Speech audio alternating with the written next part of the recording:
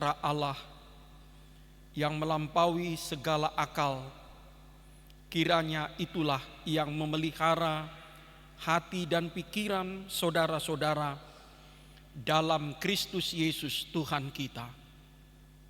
Amin. Jemaat Tuhan, khotbah untuk kita semua pada minggu yang baru ini diambil dari surat Yudas pasal yang pertama ayat ke-17 sampai 23. Kami akan bacakan di tengah-tengah kita. Tetapi kamu saudara-saudaraku yang kekasih, ingatlah akan apa yang dahulu telah dikatakan kepada kamu oleh rasul-rasul Tuhan kita, Yesus Kristus. Sebab mereka telah mengatakan kepada kamu, menjelang akhir zaman akan tampil pengejek-pengejek yang akan hidup menurut hawa nafsu kefasikan mereka. Mereka adalah pemecah belah yang dikuasai hanya oleh keinginan-keinginan dunia ini dan yang hidup tanpa Roh Kudus. Akan tetapi kamu, saudara-saudaraku yang kekasih, bangunlah dirimu sendiri di atas dasar imanmu yang paling suci dan berdoalah dalam Roh Kudus. Peliharalah dirimu demikian dalam kasih Allah sambil menantikan rahmat Tuhan kita Yesus Kristus untuk hidup yang kekal. Tunjukkanlah belas kasihan kepada mereka yang ragu-ragu. Selamatkanlah mereka dengan jalan merampas mereka dari api. Tetapi tunjukkanlah belas kasihan yang disertai ketakutan kepada orang-orang lain juga. Dan bencilah pakaian mereka yang dicemarkan oleh keinginan dosa. Sampai demikian pembacaan kita. Saudara-saudara, yang pertama-tama kita ingatkan bahwa surat Yudas ini bukan berasal dari Judas Iskariot, salah satu murid Yesus yang mengkhianat dan kemudian bunuh diri. Surat ini ditulis oleh Yudas, saudara Yakobus. Jadi kalau kita baca dalam pasal 1 ayat 1, surat Yudas itu cuma satu pasal, dia menyebutkan diri sebagai saudara Yakobus, hamba Yesus Kristus.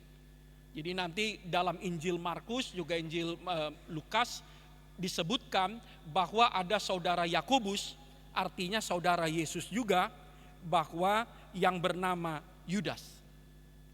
Nah, dialah yang menuliskan surat ini.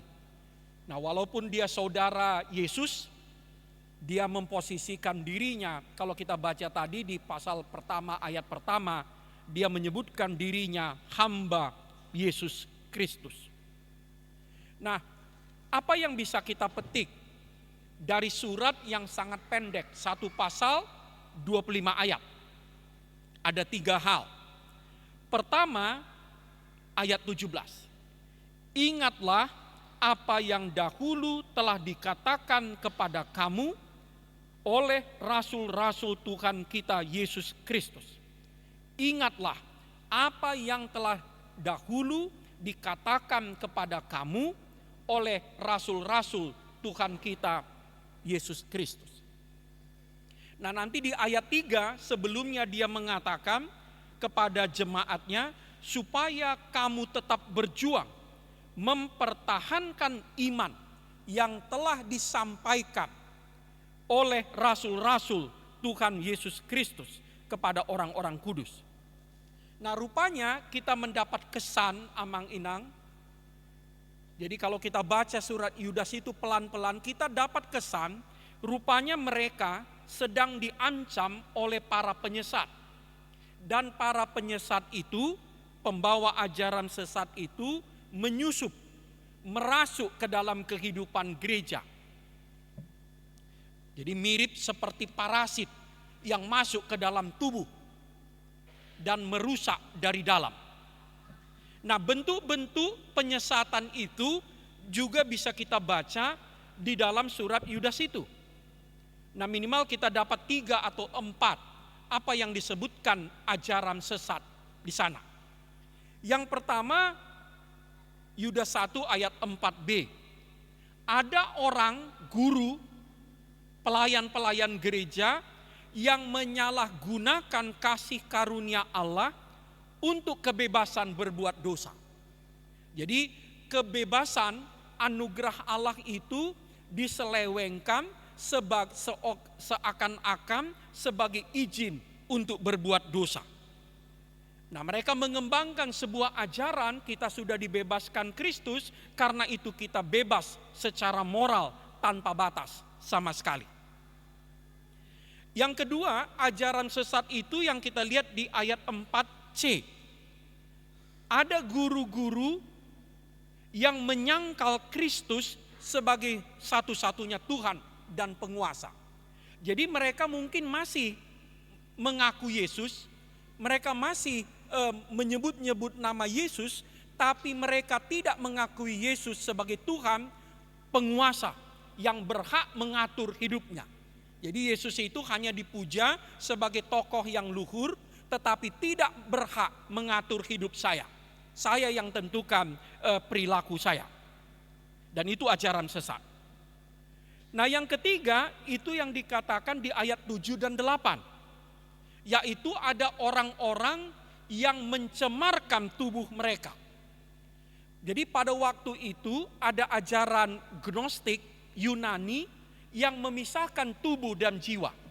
Jadi tubuh itu tidak penting. Yang paling penting itu jiwa. Nah, karena itu dosa-dosa yang dilakukan tubuh menurut orang-orang ini itu tidak penting. Yang penting adalah jiwa saya datang kepada Tuhan. Apa yang saya lakukan sehari-hari itu tidak penting. Dan itu ajaran sesat. Sebab iman yang sejati itu mengatakan tubuh dan jiwa tidak bisa dipisahkan. Bukan hanya jiwa kita yang harus kudus, tapi tubuh kita pun harus kudus. Demikian sebaliknya. Nah, nanti bisa juga kita lihat di ayat 12, mereka adalah orang-orang egois dan serakah. Bila ada perjamuan kasih yang dilakukan jemaat, dulu jemaat itu selalu melakukan 2, pertama perjamuan kudus, kemudian perjamuan kasih, makan bersama. Dan orang-orang ini kerjanya cuma melahap makanan itu tanpa peduli kawan-kawannya, terutama yang budak-budak itu sudah datang apa belum. Yang penting mereka menikmatinya. Nah, saudara-saudara, menghadapi ajaran-ajaran sesat ini, Yudas mengingatkan jemaat itu supaya mereka mengingat apa yang telah disampaikan oleh rasul-rasul Yesus Kristus. Karena itu dia katakan tadi, ingatlah apa yang dahulu telah disampaikan kepada kamu oleh rasul-rasul Tuhan kita, Yesus Kristus. Maksudnya oleh murid-muridnya yang langsung berjumpa dengan Kristus, yang langsung mendapat ajaran dari Kristus. Nah, dengan bahasa lain, kembali ke pokok, kembali ke sumber.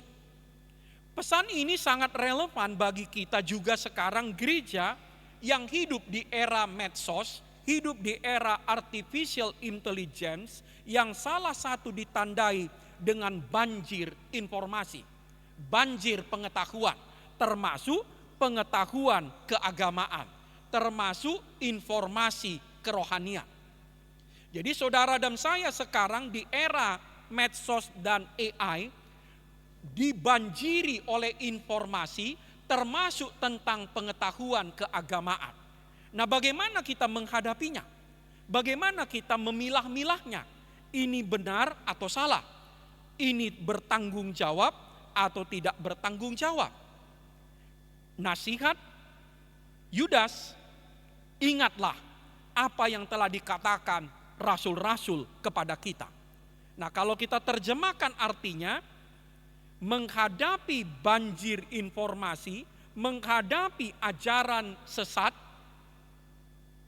tidak ada jalan lain, kembali ke sumber, kembali ke Alkitab, Dan bagi kita gereja HKBP, kembali kedua pengajaran iman kita, katekismus dan konfesi. Jadi di dalam gereja HKBP ada dua sumber ajaran iman yang berwibawa. Pertama katekismus Martin Luther yang kita baca waktu kita CD. Yang kedua konfesi. Nah karena itu jangan anggap remeh dengan katekismus. Jangan anggap kalau kita sudah malua, sudah CD, katekismus tidak penting lagi. Katekismus itu buku pegangan iman bagi semua, termasuk bagi para pendeta dan penatua. Satu lagi konfesi. Di dalam konfesi itulah kita bisa tahu dan menyimpulkan ini ajaran yang benar. Oh ini ajaran yang salah. Ini tidak sesuai dengan iman Kristen. Tanpa itu kita semua akan dihanyutkan dalam banjir informasi melalui artificial intelligence dan media sosial sekarang. Sekarang saudara dan saya dapat dengan mudah melalui TikTok, melalui AI, ChatGPT, Cloud, Gemini, bermacam-macam. Kita bisa mendapatkan bermacam-macam informasi, termasuk tentang Alkitab, termasuk tentang kerohanian. Bagaimana kita memilahnya, ini benar atau salah. Nah saudara-saudara, karena itu jugalah surat Opui Eporus sudah keluar, mengingatkan tahun 2026 telah ditetapkan sebagai tahun penguatan pengajaran iman dalam keluarga. Tahun penguatan pengajaran iman dalam keluarga di HKBP. Ini sebetulnya sikap introspektif gereja kita, bahwa salah satu kelemahan gereja kita adalah di dalam pengajaran iman. Warga rajin ke gereja, warga semangat membantu pembangunan, tetapi kita, saya pakai kata kita, seringkali sangat lemah di dalam pengajaran. Nah saudara-saudara, Yudas mengatakan ingatlah. Kata ingat itu selalu muncul di dalam Alkitab. Peringatan itu unsur penting dalam iman Kristen. Selalu nanti kita baca di dalam kata ayat Alkitab, ingatlah. Bukan hanya mengingat rumus, tapi supaya kita mengingat firman Tuhan, mengingat kebenaran, terutama mengingat apa yang dilakukan oleh Tuhan Yesus Kristus menyelamatkan kita. Nanti Rasul Paulus menasehati muridnya yang bernama Timotius dalam 2 Timotius 3 ayat 15, dia juga mengatakan ingatlah. Ingatlah bahwa sejak kecil, sejak bayi kau telah mengenal kitab suci. Nah saudara-saudara, hari ini kita mendapatkan khotbah supaya kita kembali mengingat apa yang telah diajarkan kepada kita oleh guru-guru kita dahulu, oleh orang tua kita dahulu, apa yang telah disampaikan kepada kita, supaya dengan demikianlah kita bisa mempertahankan iman yang benar itu. Yang kedua, ayat 20. Ayat 20, dia katakan, bangunlah dirimu di atas dasar imanmu yang paling suci, dan berdoalah dalam Roh Kudus. Bangunlah dirimu di atas dasar imanmu yang paling suci, dan berdoalah dalam Roh Kudus. Saya cek teks aslinya, kata dirimu di situ sebetulnya jamak, heotos.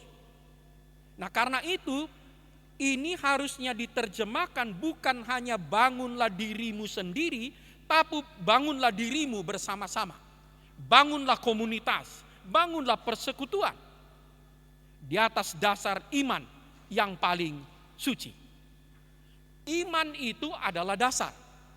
Jadi amang inang saudara-saudara, kalau dikatakan iman itu bukan sekedar pengetahuan kognitif, pengetahuan intelektual tentang Kristus.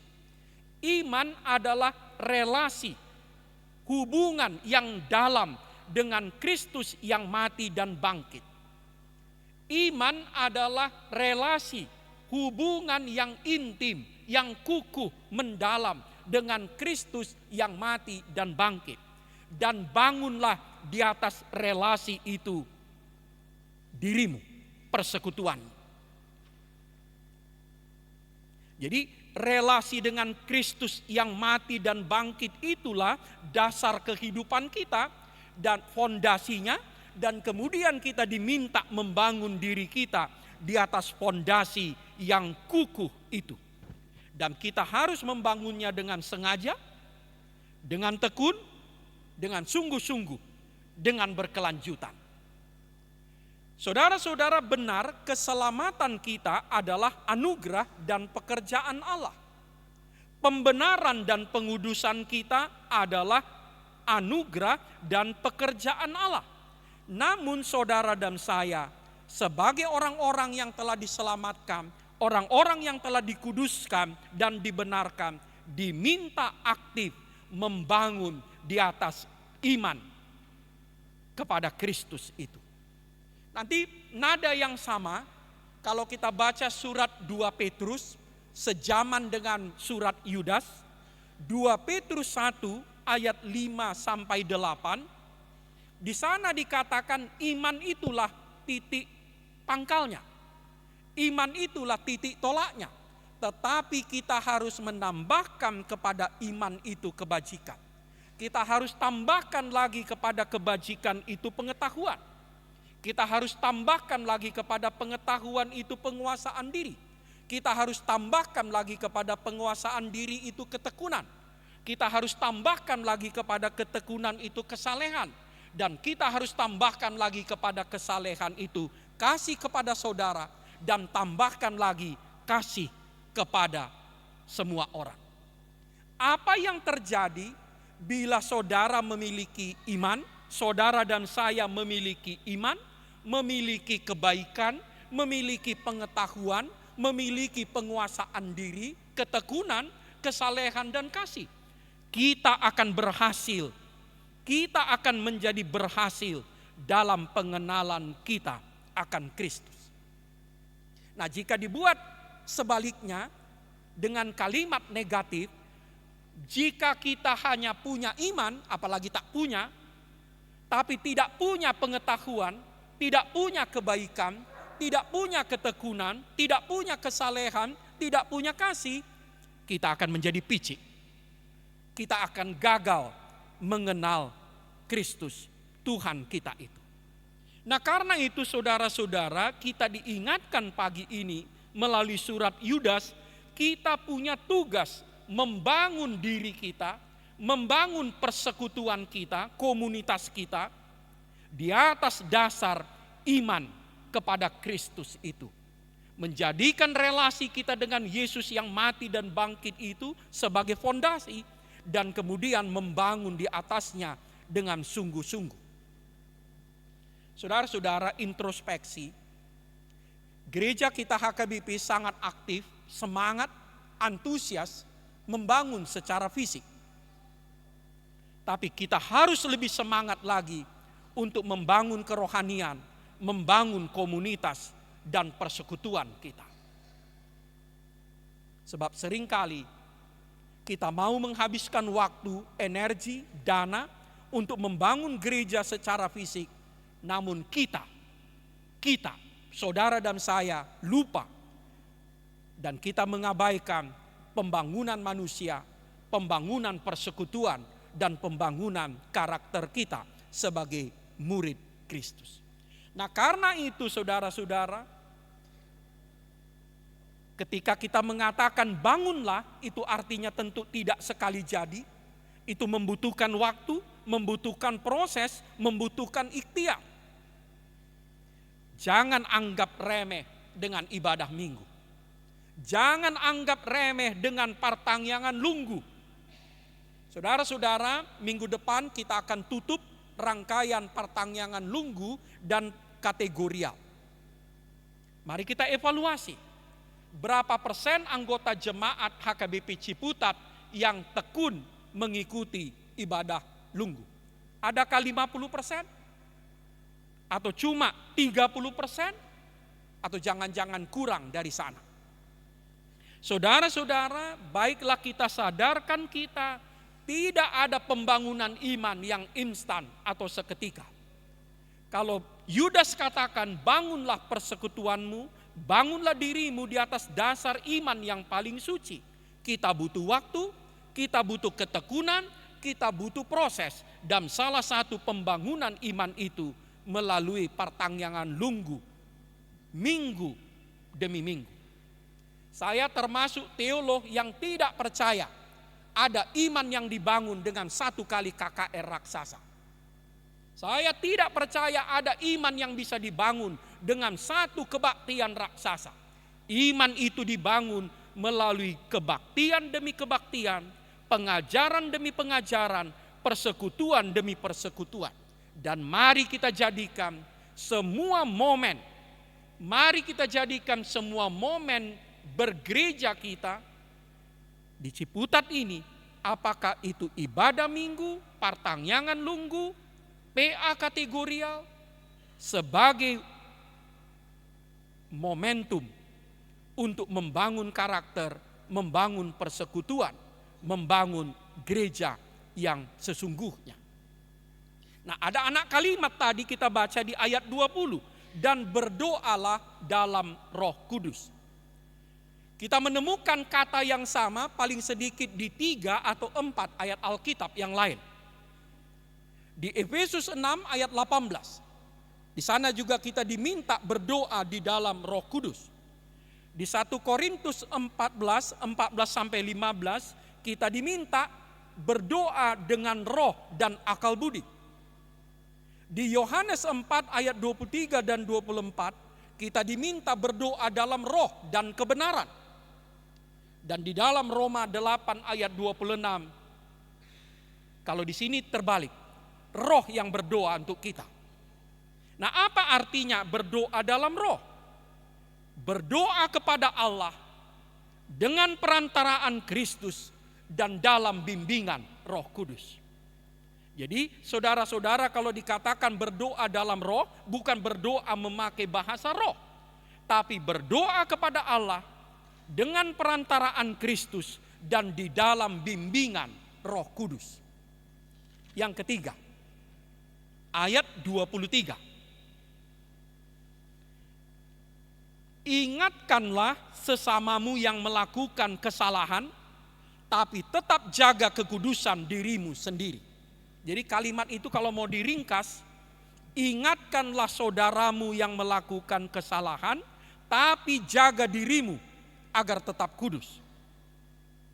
Jadi saudara-saudara, terjemahan teks Yunaninya sangat sulit, tapi kita bisa sederhanakan seperti ini. Tunjukkanlah belas kasihan kepada yang ragu. Selamatkanlah dengan segera seperti orang yang merampas dari api. Dan kemudian yang ketiga, selamatkanlah yang lain dengan takut kepada Allah, dengan tetap menjaga dirimu supaya jangan ikut-ikut tercemar.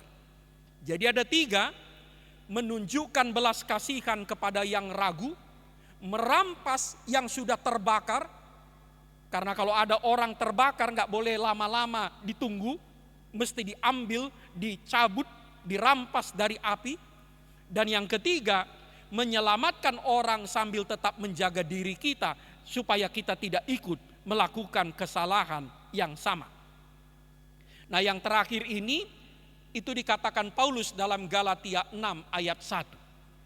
Jika ada seorang kedapatan melakukan suatu pelanggaran, maka kamu yang rohani harus memimpin orang itu ke jalan yang benar, sambil menjaga dirimu sendiri supaya jangan kamu jatuh ke dalam pencobaan. Jadi tolong orang lain, tapi hati-hati jangan kamu jadi ikut jatuh. Nah, saudara-saudara, di sini kita melihat memadukan perhatian kepada sesama dengan penguasaan diri. Sebagian orang hanya memikirkan dirinya, yang penting saya baik, yang penting saya kudus, dia tidak peduli apakah orang lain, apakah saudaranya, kawannya melakukan yang jahat. Yang penting saya. Tapi ada sebaliknya juga, orang hanya memikirkan orang lain dan dia lupa tentang dirinya. Nah, di sini Yudas mengingatkan kita, perhatian kita kepada sesama harus seimbang dengan perhatian kita kepada diri kita sendiri. Selanjutnya Yudas juga mengajak kita memadukan kelembutan dan ketegasan. Dia katakan, tunjukkanlah kelemah lembutan kepada yang ragu. Orang yang ragu nggak bisa dikerasi. Orang yang ragu harus diyakinkan untuk bisa beriman. Tetapi dia katakan, jika ada saudaramu sudah terbakar seperti menjadi korban api, jangan ragu-ragu. Jangan tunda, rampaslah dia dari api. Nah, di sini kita diajak bagaimana memadukan kelembutan dan ketegasan. Itu berlaku sebagai kita orang tua, itu berlaku untuk kita sebagai guru, itu berlaku untuk kita sebagai pelayan gereja, itu berlaku juga untuk kita dalam persekutuan kita. Mungkin kata kelembutan dan ketegasan itu, kata Indonesianya adalah lugas. Nah, saudara-saudara, kalau kita lihat epistel diambil dari kitab Imamat, bagian dari hukum kekudusan. Kita diminta supaya tetap menjaga kekudusan kita. Kata kudus itu berasal dari kata Ibrani kadosi, artinya terpisah dari dosa. Jadi kalau dikatakan kudus, terpisah dari dosa. Allah yang kudus, Allah yang terpisah dari dosa, jauh dari dosa. Kalau dikatakan kudus, artinya milik Allah.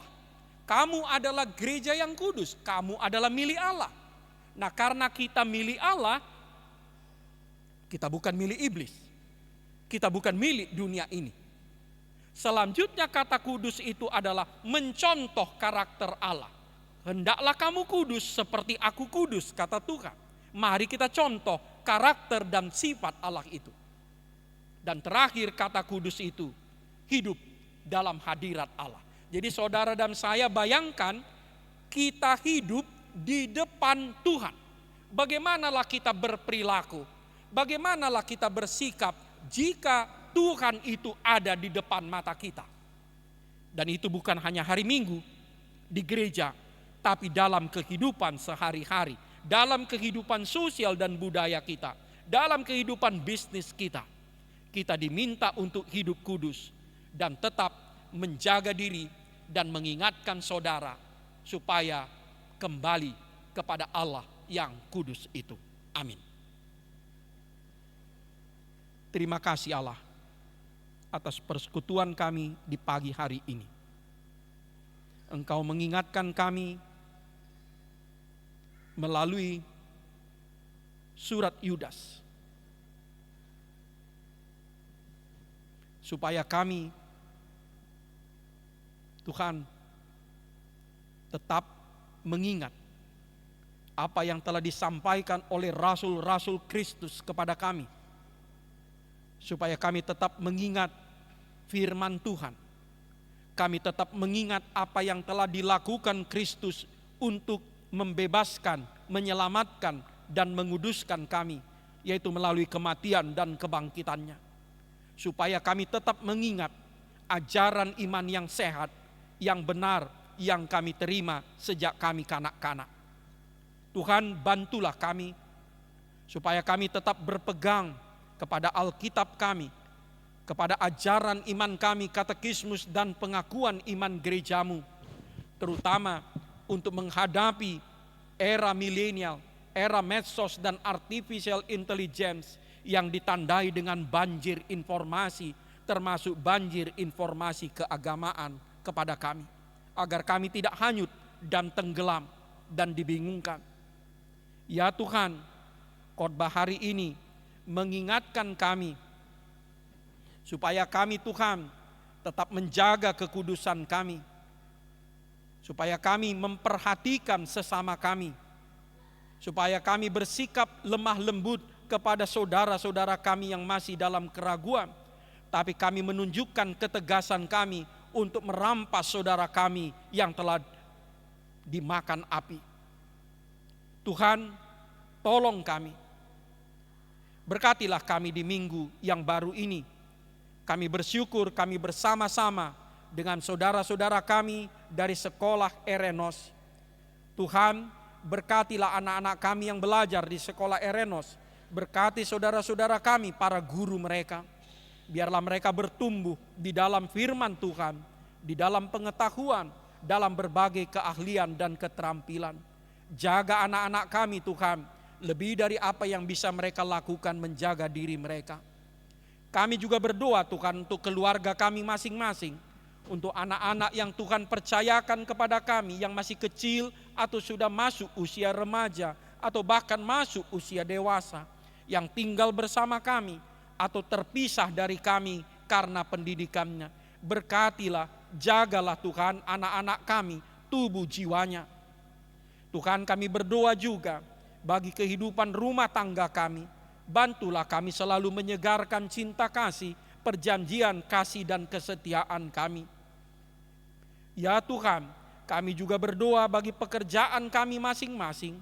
Tuhan, berkati profesi kami, berkati bisnis dan usaha kami, berkati perjuangan kami untuk membuat hidup kami lebih sejahtera lagi. Terima kasih Tuhan, inilah doa kami di pagi hari ini yang kami alaskan hanya di dalam nama Tuhan Yesus Kristus. Amin. Marilah kita mengumpulkan persembahan